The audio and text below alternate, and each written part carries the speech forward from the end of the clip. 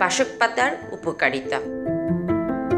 বাসক পাতা 1 থেকে 2 চামচ রসের সঙ্গে 1 চামচ মধু মিশিয়ে খেলে শিশুর সর্দি কাশির উপকার পাওয়া যায়। এই পাতার রস গোসলের আধ ঘন্টা আগে মাথায় মাখলে উকুন মরে যায়। বুকের কফের জন্য, শ্বাসকষ্ট হলে বা কাশি হলে বাসক পাতার রস 1 থেকে 2 চামচ মধুসহ খেলে কফ সহজে বেরিয়ে আসে। প্রস্রাবে জ্বালা যন্ত্রণা থাকলে বাসক ফুল বেটে 2 থেকে 3 চামচ মিষ্টির সাথে মিশিয়ে শরবত করে খেলে এই রোগের উপকার পাওয়া যায়। জ্বর হলে বাসকের মূল 5 থেকে 10 গ্রাম ধুয়ে থেতো করে 100 মিলিলিটার পানিতে ফুটিয়ে 25 মিলিলিটার থাকতে নামিয়ে তা ছেঁকে নিন।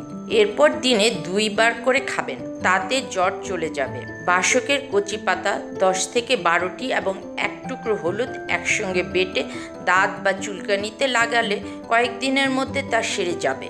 বাসক পাতা বা ফুলের রস 1 থেকে 2 চা চামচ মধু বা চিনি সহ প্রতিদিন খেলে জন্ডিস রোগের উপকারিতা পাওয়া যায়। দাঁতের মাড়ি দিয়ে রক্ত পড়লে 20টি বাসক পাতা থেতলে 2 কাপ পানিতে সিদ্ধ করে 1 কাপ থাকতে নামিয়ে উষ্ণ অবস্থায় কুলিকুচি করলে উপকার পাওয়া যায়। যাদের গায়ে ঘামের গন্ধ হয় তারা বাসক পাতার রস গায়ে লাগালে দুর্গন্ধ দূর হবে।